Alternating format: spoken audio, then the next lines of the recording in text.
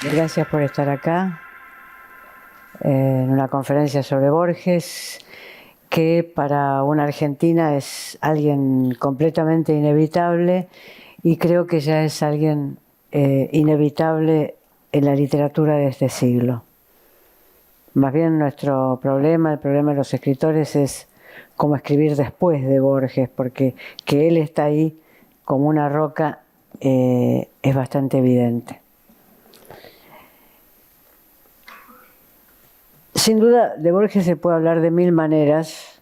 Él mismo lo hizo. Se han ido publicando sus conferencias a lo largo del tiempo. Y uno tiene que elegir un fragmento, una entrada, una perspectiva de esas mil maneras. Para empezar bien, voy a empezar por una cita de Borges. No voy a confiar en mí, sino en él. Y es una cita que pertenece a un libro de 1930, un libro fundador de su literatura, que se llama Evaristo Carriego. Evaristo Carriego era un poeta completamente menor, amigo del padre de Borges, un poeta que escribía al barrio, a las chicas de barrio, al tango, a los amores contrariados. Uno diría un poeta del cual Borges podía sentirse muy alejado. Piensen que en 1930 Borges estaba en la revista Martín Fierro, que era una revista de vanguardia, que 10 años antes había estado en España con las vanguardias españolas. Por tanto, uno dice, cuando aparece el Evaristo Carriego, uno se interroga, ¿por qué la necesidad de Borges de este libro? Y también, sobre ese interrogante, uno puede hacer una respuesta. Borges se funda nuevamente, se apoya nuevamente en lo que este libro le permite pensar y le sugiere pensar. Y en esa cita de Evaristo Carriego, Borges dice: existe un pasado apócrifo, a la vez estoico y orgiástico, en el que he desafiado y peleado para caer al fin, silencioso, en un oscuro duelo a cuchillo. Tomemos casi palabra por palabra la cita. Existe un pasado apócrifo, es decir, que proviene de la invención literaria, de una invención literaria que le hereda desde el siglo XIX. Es decir, un pasado apócrifo viene de allí. Este pasado apócrifo es estoico y orgiástico. Es decir, es la fusión, en un espíritu de Nietzsche, en un espíritu nietzscheano, es la función estoica de una moral criolla moderada, austera, como es de alguna manera, como fue de alguna manera en el mito la moral del gaucho, una moral austera, digna, moderada, pero es también orgiástico, es decir, la orgía de la sangre, como también uno podría decir que se lee en el Martín Fierro y en otros poemas gauchescos, que esa moral austera y moderada atribuida al gaucho son siempre atribuciones. ¿Quién ve un gaucho? Los gauchos desaparecieron en 1890 cuando se empezaron a acercar los campos, o sea que gauchos no tenemos ninguna posibilidad de haber conocido. Esa moral austera atribuida al gaucho puede en un momento, también a la manera de Nietzsche, pasar de la estrictez de la tragedia a la orgía de sangre. Esto se ve, uno puede decir, en los duelos inmotivados del gran poema nacional que es el Martín Fierro. Es decir, el famoso duelo inmotivado del Martín Fierro es que Martín Fierro está en la puerta de un baile, imagínense un rancho perdido en la llanura, con toda gente rotosa entrando a ese baile, y un moreno entrando con su compañera. ¿Y qué hace Fierro? ¿Saluda? No. ¿Se aparta de la puerta? No. ¿Se queda silencioso? No. Fierro dice: va cayendo gente al baile. acentuado así incluso en el verso del poema. Vaca, suspensivos, yendo gente al baile. Por supuesto, el moreno no tiene sino que defender a su compañera, que ha sido tratada de vaca. Sacan los cuchillos y ese baile termina en una orgía de sangre. Ese personaje austero y heroico, digamos, lo que provoca en ese episodio es una orgía. Episodio que a Borges lo fascina. Lo fascina y escribe el cuento El fin. No lo voy a tomar ahora, pero si ustedes quieren volver a ver el cuento El fin, van a ver que en el cuento El fin hay un final de ese episodio del Martín Fierro. Un final de ese episodio, una venganza de la familia del Moreno que fue asesinado por defender el honor de su mujer, está en el cuento El fin. Es decir que Borges recibe del siglo XIX, o cree recibir, o fantasea, o imagina una especie de ética del coraje como valor premoderno. Y déjenme detenerme un minuto aquí. ¿Por qué el coraje es un valor premoderno? Porque en una sociedad rural, donde no están las instituciones, las afrentas personales debe vengarlas el afrentado. Donde aparecen las instituciones, la venganza se condena, porque son las instituciones las que vengan las afrentas, las ofensas y los insultos. Pero donde no hay instituciones, que tal era la sociedad criolla de la Pampa, de lo que es el sur, la Pampa surera, digamos, y calculo que también del Uruguay, esas afrentas, en ausencia de la institución, tienen que ser vengadas por alguien que tenga la ética del coraje. Si no, quedará deshonrado. Si uno piensa en la literatura europea, pasa lo mismo.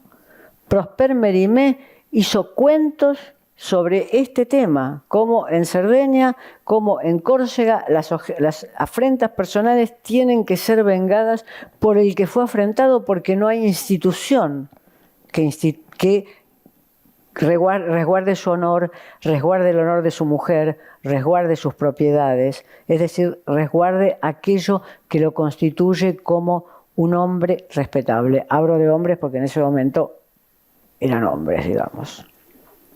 Eran hombres esos sujetos que instituían la venganza. Entonces, el honor y el coraje se necesitaban. Mantener el honor era mantenerlo por un acto de coraje. Ahora bien, y Borges lo dice en su lectura, esta gran teoría del siglo XIX y de la violencia del siglo XIX es de Borges. Borges nunca fue un sociólogo y nunca tuvo una proclividad sociológica. Ahora tiene una mirada de verdad sociológica, digamos. Esta gran teoría es de Borges. Y Borges dice, cuando llega la modernidad, es decir, cuando llegan las instituciones, él no dice ni modernidad ni instituciones, recurre a frases que uno sabe que detrás de eso está lo que rápidamente en una taquigrafía social decimos modernidad de instituciones. Cuando llega la modernidad y las instituciones, llega un tiempo sin aventuras ni asombros. Es decir, un tiempo hostil a las virtudes pasionales. Ya no se requiere de los hombres que tengan esas virtudes pasionales que resguardaban su honor, que resguardaban su propiedad y que resguardaban el honor de sus mujeres y de su familia. Ya las virtudes pasionales pasan al olvido. Fácil pensar que también pasan al olvido con el mundo de los inmigrantes, que no andaban peleándose a cuchillo en los almacenes de barrio. Uno podría decir, Borges también tiene ahí un juicio que nunca expresa de ese modo, pero también tiene ahí un juicio con respecto del mundo de los inmigrantes, que es un mundo que no tiene en el Río de la Plata esas virtudes pasionales. Todos los antepasados de Borges, según Borges, no estoy hablando de cómo eran en realidad, aunque en algún momento vamos a referirnos a cómo eran en realidad, Todos los antepasados de Borges tuvieron estas virtudes pasionales. Y cuando digo antepasados directos. Vive con él su abuela, como creo que lo comentábamos ayer, si alguien lo recuerda de la conversación de ayer, vive con él su abuela, descendiente directa de uno de los soldados de la independencia.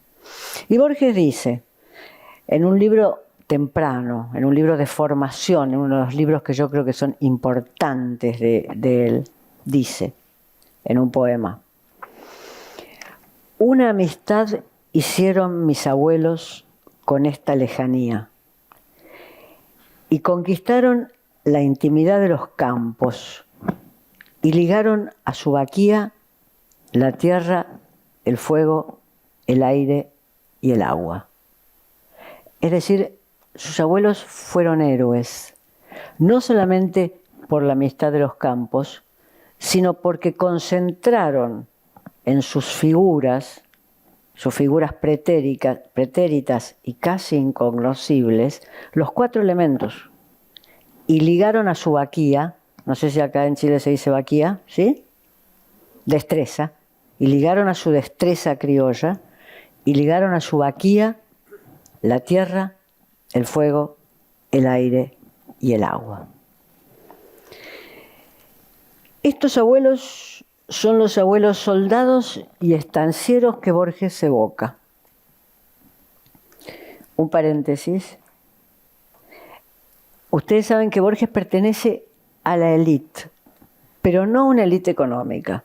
O sea que si estos abuelos fueron estancieros, esas estancias en la infancia de Borges ya están más o menos fraccionadas y más o menos perdidas. Él pertenece al corazón de la élite social y de la élite política, uno podría decir a través de militares, pero no a la élite económica.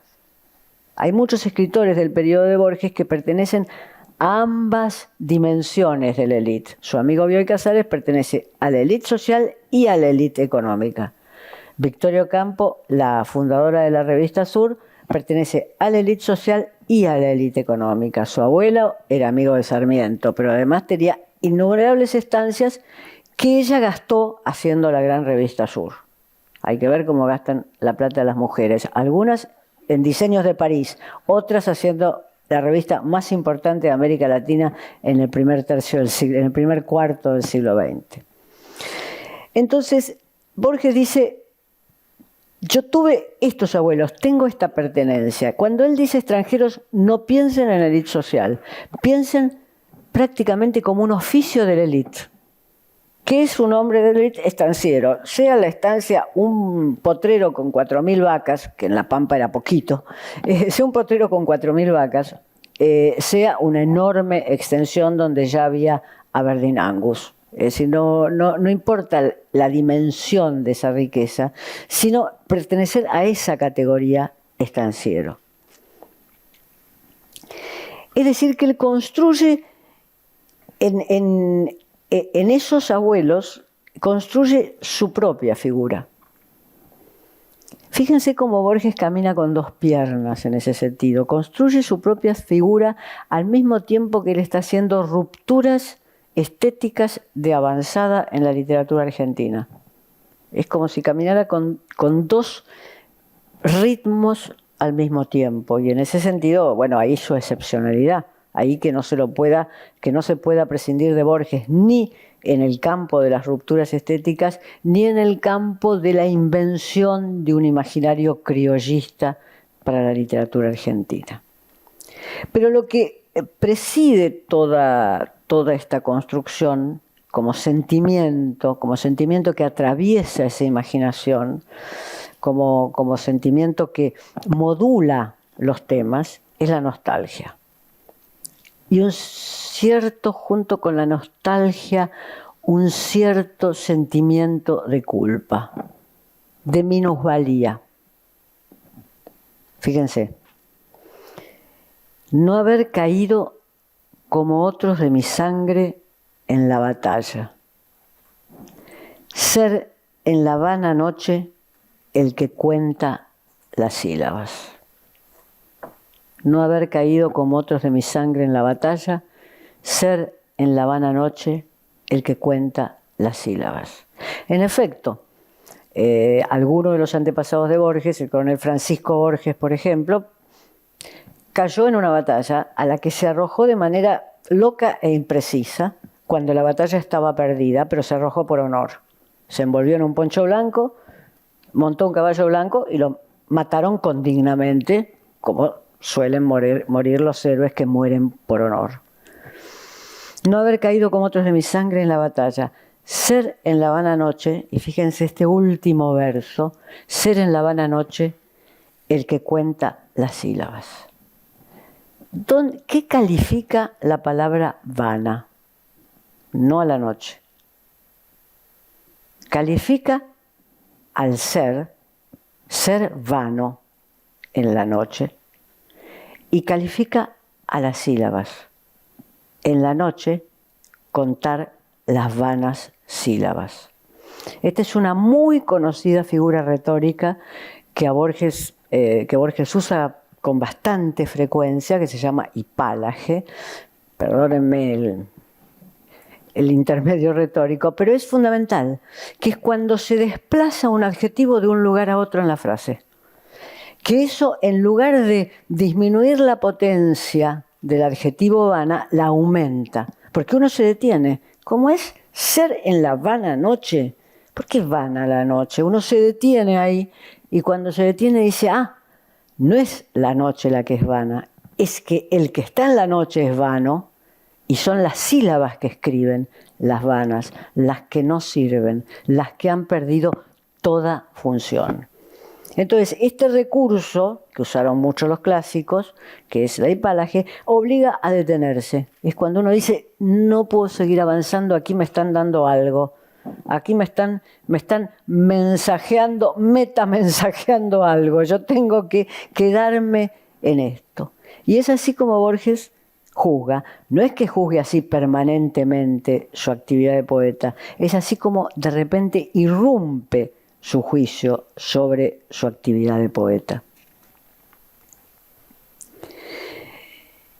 Digamos que estos sentimientos solo los puede tener un pueblero. En la decadencia del mundo gaucho, cuando las estancias se alambraban y cuando se traían los primeros ejemplares para hacer vacas y toros puros por cruza, los gauchos que estaban en decadencia no decían, ay, qué nostalgia siento de cuando era gaucho. No, estos no son sentimientos populares, estos son los sentimientos de un pueblero, estos son sentimientos que puede juzgar a alguien que toma la distancia y ve ese paisaje rural desaparecido. No hay gauchos que digan qué lindo que era ser gaucho, no existe eso. No hay documentos que pruebe que un gaucho dijo qué lindo que era ser gaucho y qué lástima que ahora no soy más gaucho. No hay documento de eso. Pueden sentirse expropiados de algo, pero no hay documento. Son los puebleros y son sobre todo los intelectuales puebleros. Porque ellos tienen la percepción, digamos, de que con la modernidad algo se ha perdido. Y les leo 2 versos de un libro tardío de Borges, pero donde sigue diciendo lo mismo. Algo se ha perdido en la ciudad, algo se ha perdido con la modernidad. Escribe Borges. Una canción de gesta se ha perdido en sórdidas noticias policiales. En efecto, las noticias policiales que publicaba el diario Crítica, diario popular de la década de 1920, donde Borges escribía. El famoso suplemento Color, donde salieron los relatos de historia universal de la infamia, era el suplemento cultural del diario Crítica, que tenía tapa popular y luego suplementos donde los escritores más vanguardistas ponían sus cosas. Crítica tenía esas 2 almas, era un diario hecho por un periodista de un talento extraordinario, periodista uruguayo, Botana, y tenía esas 2 almas. Y la tapa popular tenía títulos, esto yo lo he visto porque lo he estudiado bastante el diario, tenía títulos de este tenor. Una mujer se mordió un ojo. Este podía ser un título de crítica. O título catástrofe, hay cianuro. ¿A qué querría decir hay cianuro? Un periodista de crítica se había disfrazado de médico para entrar clandestinamente a una autopsia. Y descubre, primero entre todos los diarios, que ese famoso muerto de no sé qué crimen había sido envenenado con cianuro. Todos los días Crítica tenía titulares de este porte, todos los días. Crítica tenía 5 ediciones. Estamos en el mundo donde realmente los medios de comunicación escritos sobre papel eran poderosísimos. Crítica tenía 5 ediciones y tenía ese suplemento de color donde estaba Borges. Y Borges descubre perfectamente cuál es el proceso de lo que se ha llamado luego la literatura industrial. Una canción de gesta se ha perdido en sórdidas noticias policiales. O sea, cuando Martín Fierro provoca al Moreno y lo mata, eso era parte de una épica del campo surero. Ya sabemos que no era ni la Ilíada ni la Odisea, era una épica, si uno quiere decir, de segundo nivel, digamos, pero era una épica. Mientras que los títulos de crítica lo que indican es a dónde ha ido el imaginario de la acción, a dónde ha ido el imaginario del crimen. Ahora, Borges no tiene ninguna posición de condenación. Uno podría decir sórdidas es de condenación, pero él también oscila entre la canción de gesta que se ha perdido y las sórdidas noticias policiales. ¿Qué se ha perdido realmente, digamos, o qué se ha convertido de canción de gesta a sórdida noticia policial?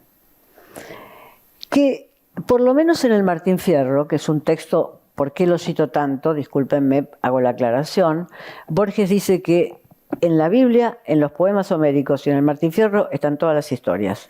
Pero los iguala, dice la Biblia, los poemas homéricos y el Martín Fierro. Punto. Y ahí cierra, digamos. Entonces lo cito porque para él es un texto absolutamente fundante. Lo traigo una y otra vez porque para él es un texto absolutamente fundante. Y digamos que es un texto de una rara perfección. También es una especie de milagro estético.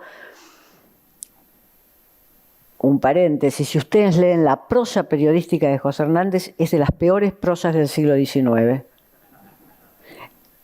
Y de repente, en 3 o 4 noches que pasó en un hotel de la frontera con Brasil, sale este poema, la primera parte del Martín Fierro, 1872. Sale así, de la cabeza como completa de la cabeza de Júpiter, digamos, sale ese poema.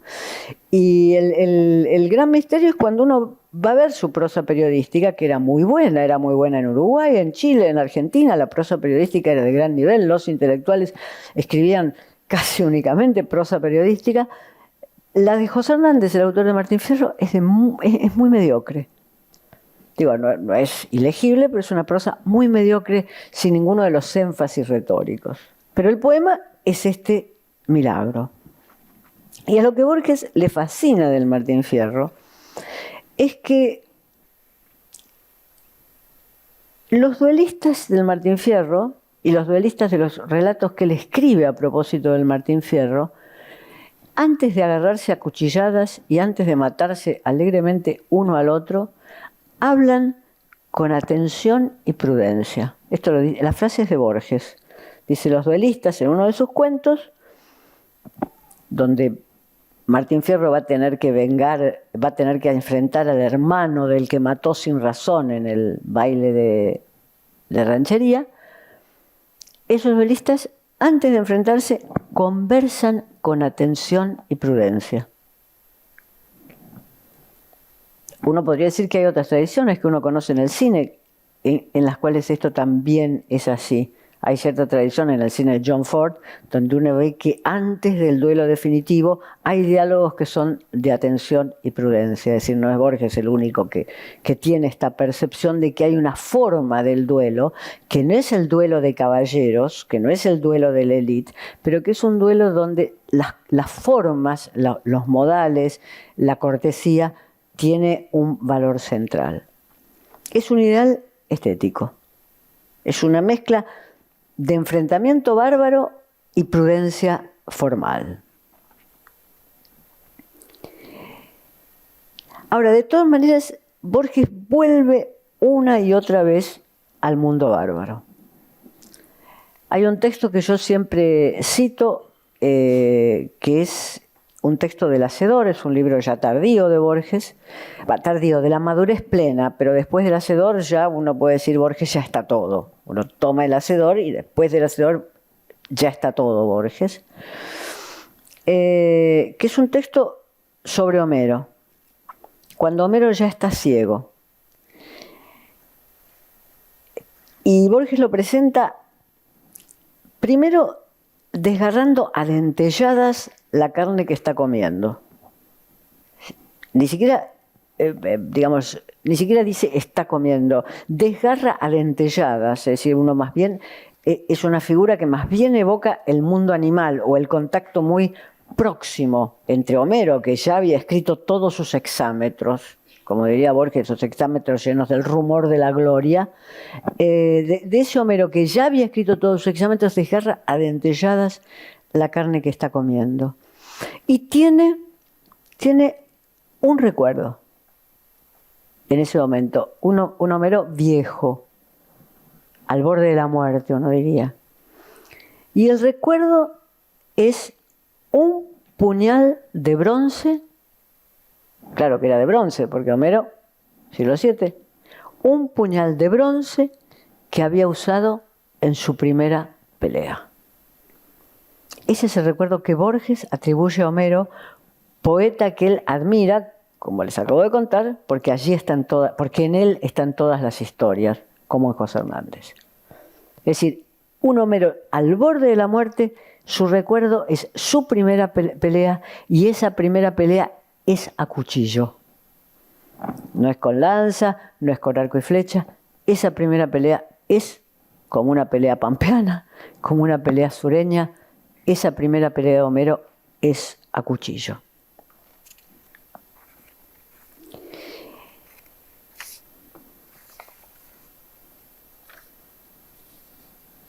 Borges se siente muy plenamente heredero de este mundo que él en realidad inventa.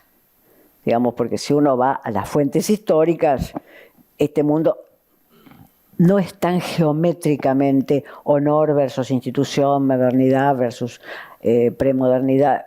Él es un mundo que le da forma literaria, que conoce muy bien y él le da forma literaria. Y se siente muy plenamente heredero de ese mundo.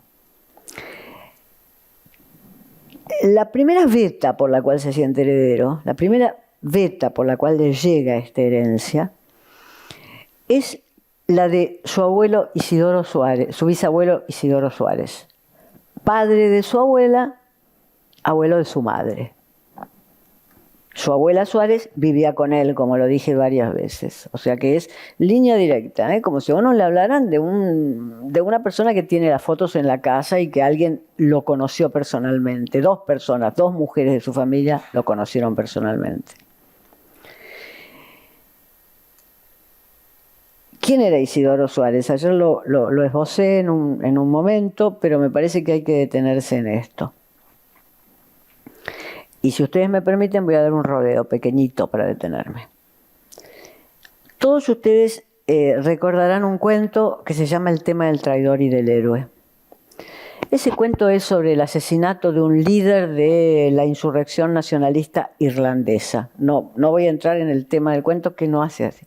Pero el día del asesinato, Borges pone con precisión que el día de ese asesinato de ese líder, que es fantasioso el líder, tiene un nombre que no está en la historia irlandesa, el día del asesinato fue el 6 de agosto de 1824. Uno va a la historia irlandesa, mira 1824, mira agosto, mira 6, no pasó nada. No solamente que Borges inventó a los dos personajes del cuento, porque bueno, es perfectamente legítimo, se toma una situación histórica y luego se atribuyen personajes a esa situación histórica. No es eso, sino que simplemente esa fecha es enigmática porque está puesta con entera precisión, no dice a mediados de la década de 1820, ni siquiera dice en el mes de agosto de 1824, dice el 6 de agosto de 1824. Entonces hay que buscar el 6 de agosto de 1824 en otro lugar, dado que no pertenece a la historia del nacionalismo irlandés. Y el 6 de agosto de 1824 es parte de la historia de su familia. Y quizás, sin ánimo de ofender póstumamente ningún orgullo familiar, quizás es el acontecimiento más importante que los antepasados de Borges, que un antepasado de Borges tuvo como protagonista, el más importante. Después son acontecimientos más bien secundarios de la historia. Este antepasado de Borges, Isidoro Suárez, fue decisivo en la batalla de Junín, que esa sí se peleó el 6 de agosto de 1824. O sea que de Irlanda y del nacionalismo irlandés, que de todas maneras era una lucha por la independencia, en una especie de zoom in, como se hace en el cine, Borges nos lleva directamente a la batalla de Junín.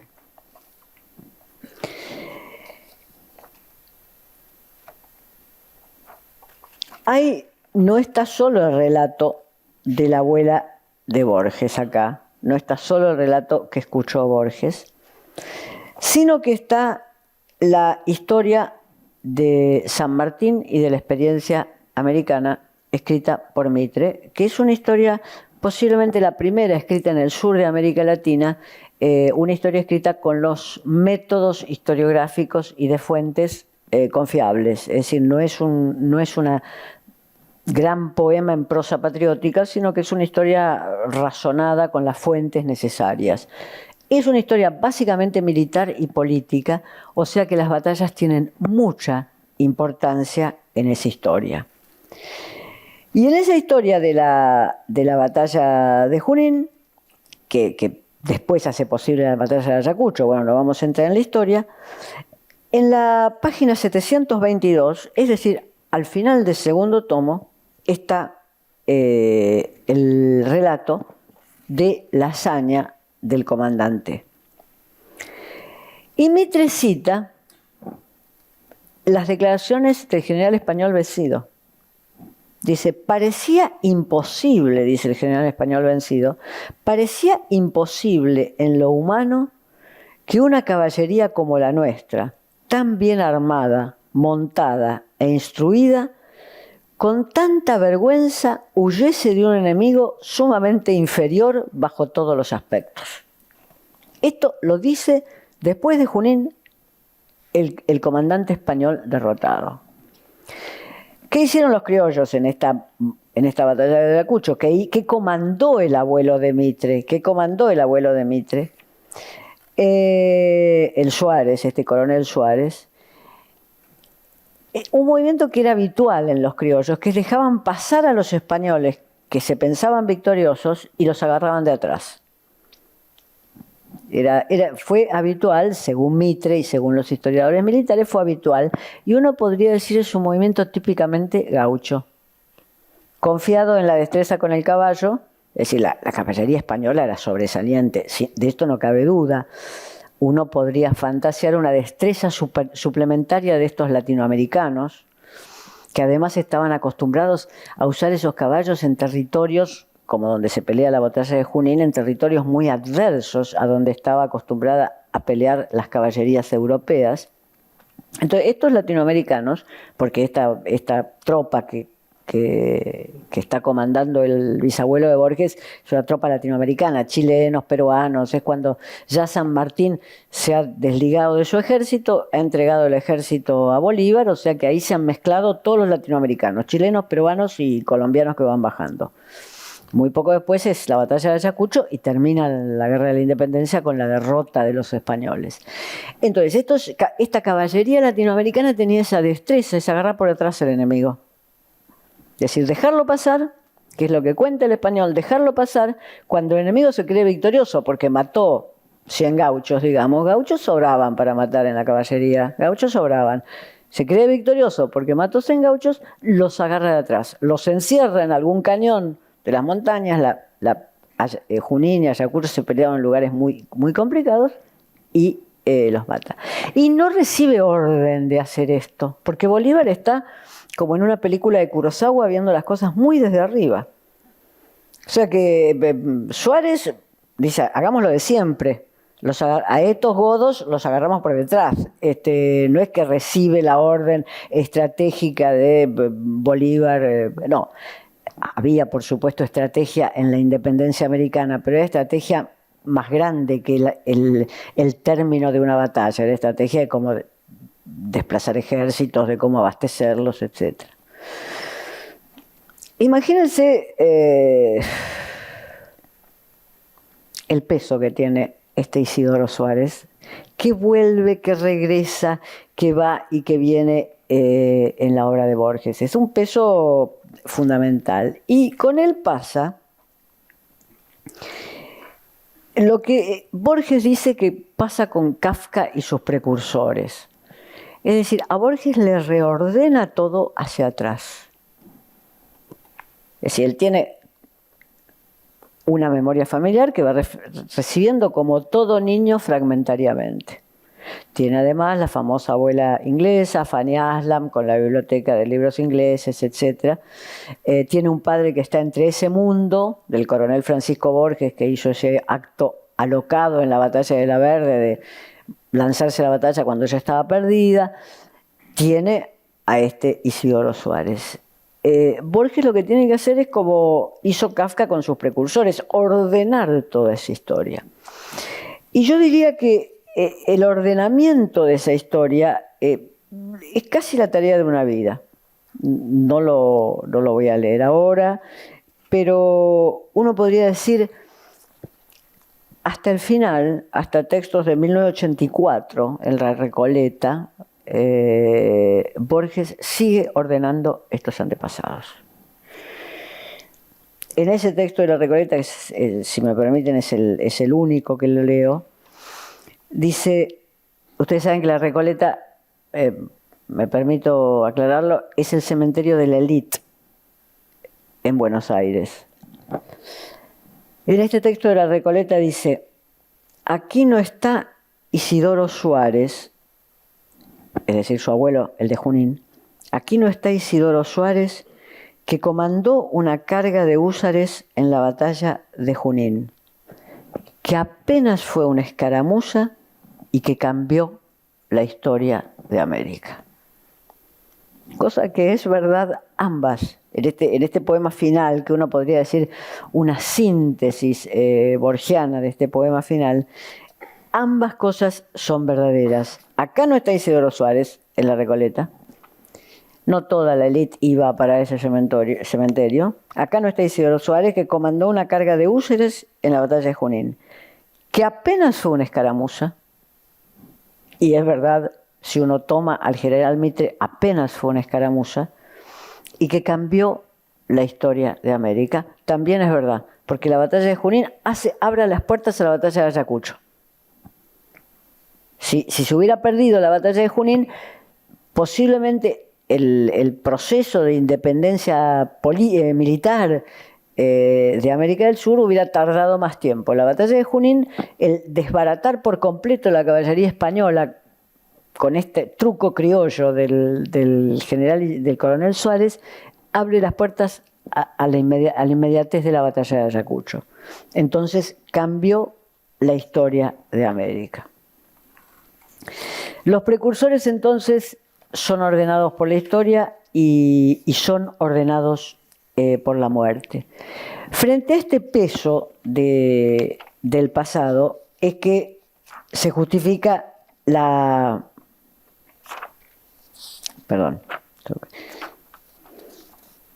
Frente a este peso del pasado es que se justifica la hipálaje que leí al principio. No haber caído como otros de mi sangre en la batalla. En efecto, acá se produce en Borges se produce una contradicción que yo diría atravesada por Homero. Es decir, ¿Fui de los que guerrearon en Troya o fui de los que cantaron a Troya? Si hubiera sido de los que guerrearon en Troya, excepto Eneas, hubiera caído en la batalla. Como no fui de los que guerrearon en Troya, me queda esto, pero ni siquiera me quedan los hexámetros. Me queda en la vana noche las vanas sílabas. Sin duda, este carácter nostálgico por el pasado es uno de los rasgos que configuran lo más argentino de Borges. Es decir, el contenido de este imaginario nostálgico configura lo más argentino de Borges. Uno podría decir, hay otro Borges. El Borges de los espejos, de los laberintos, el Borges de las contradicciones lógicas. Ese es el otro Borges. Muchas veces yo he tenido la sensación de que hay un Borges en lectura europea, que es el Borges de los espejos, de los laberintos, de las contradicciones lógicas, y que hay un Borges en lectura sudamericana y especialmente argentina, que es el Borges que tiene que ajustar sus cuentas con este pasado y lo hace en zonas enormes, zonas de gran valor estético de su propia literatura. Es decir, que son dos líneas que se cruzan y posiblemente en el cruce de estas líneas esté en la originalidad de Borges. En el cruce de estas líneas está en la originalidad de Borges. Que Foucault pueda reír, como es famoso que ríe en el comienzo de Las palabras y las cosas, con la enumeración caótica de la enciclopedia china, donde los objetos enumerados y las entidades enumeradas se superponen lógicamente una con otra y no tienen equivalentes lógicos entre sí. Ese es un Borges. Y esa es la risa de Foucault, la famosa risa de Foucault. Y después está este otro Borges, que quizás tardó más tiempo en ser descubierto. Como tardó más tiempo en ser descubierto todos los elementos de carácter de imaginario nacional que tuvieron escritores de su propia generación. Uno podría razonar a Victoria Ocampo desde una perspectiva similar, cuando durante décadas se la consideró solo la gran escritora cosmopolita que solamente hablaba en francés y en inglés. Falso, digamos, pero había comenzado a escribir en francés. Es decir, esto es lo que configura el carácter complejo de esta élite, que no puede ser ubicada fácilmente ni en un lugar ni en el otro. Borges es la cifra de esta complejidad. Y con esto voy al último problema, la última cuestión. Borges es la cifra de esta complejidad. Lo que tardó Borges en ser reconocido. Y no me estoy refiriendo a lo que tardó en ser reconocido por diversas fracciones de los intelectuales argentinos. No me estoy refiriendo a ese problema que ya ha sido estudiado, hay libros sobre eso, no me estoy refiriendo a eso, sino lo tardío que fue su reconocimiento en el mundo occidental, y cuando uno dice mundo occidental piensa básicamente en los lugares que consagraban en ese momento, que eran Europa y básicamente París. Aunque hay una edición temprana de una revista francesa muy prestigiosa dedicada a Borges, esa edición es como si no hubiera existido, pasa desapercibida. Es decir, existe en las librerías, existe en las bibliotecas en ese momento, pero pasa desapercibida. Lo que es más notable todavía es que pasen desapercibidos las traducciones que publica Le Temps Moderne. Cuando Le Temps Moderne en los años 50 era una revista imposible de ser salteada. No era como la revista literaria que saca un número dedicado a Borges, sino que Le Temps Moderne era una revista imposible de ser salteada. Es decir, creaba opinión sobre todo. Creaba opinión sobre Faulkner, creaba opinión sobre Hemingway, creaba opinión sobre André Gide, creaba opinión sobre Mauriac. Era una máquina de producción de opinión intelectual y de opinión crítica. Y Borges tiene poemas traducidos en Le Temps Moderne, 1954, y eso también pasa. Digamos, no le da una colocación. Piensen ustedes que estoy hablando de una década 50, donde los lugares de prestigio, de gran prestigio intelectual, no eran tantos. No había 200 periódicos con 200 suplementos culturales, con 400 páginas de cultura por semana. L'État Moderne estaba solo presidiendo. Uno podría decir que había otra revista, Esprit podría ser la otra revista en Francia, pero no es que los suplementos culturales consagraban semanalmente 2 títulos. No era así el funcionamiento del campo literario ni del campo intelectual. O sea que salir en L'État Moderne era, ¡buah! Listo. Cuando Sartre, en 1938, escribe su famoso artículo sobre Sartori y Faulkner, ya está. Faulkner entra a Francia. Ya está. Listo. Hay algo con Borges que todavía ahí no. Y tiene que llegar el Formentor que comparte con Beckett, que ya estamos en los años 60. Y sin duda, de esa pareja que comparte el Formentor, a Borges le ha tocado compartir premios. En el caso con Beckett es muy honroso compartir un premio con Beckett. ¿Qué más se puede pedir que compartir un premio con Beckett? Aún así, la repercusión que tiene el Formentor para Beckett y para Borges es diferente. O sea que hay como un desfasaje en su instalación en Europa. Tienen que llegar los finales de los 60 para que Borges sea el que nosotros conocemos hoy.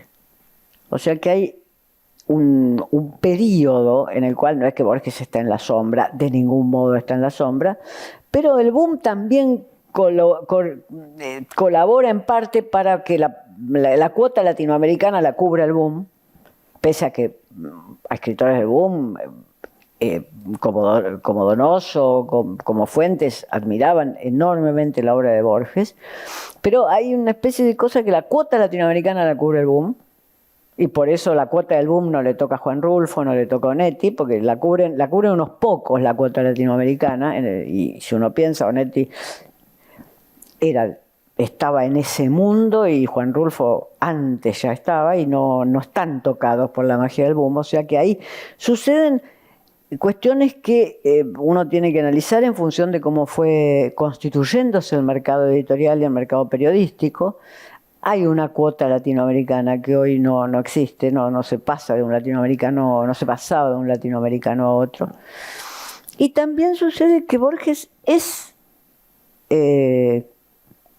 ante los ojos europeos, un escritor demasiado europeo.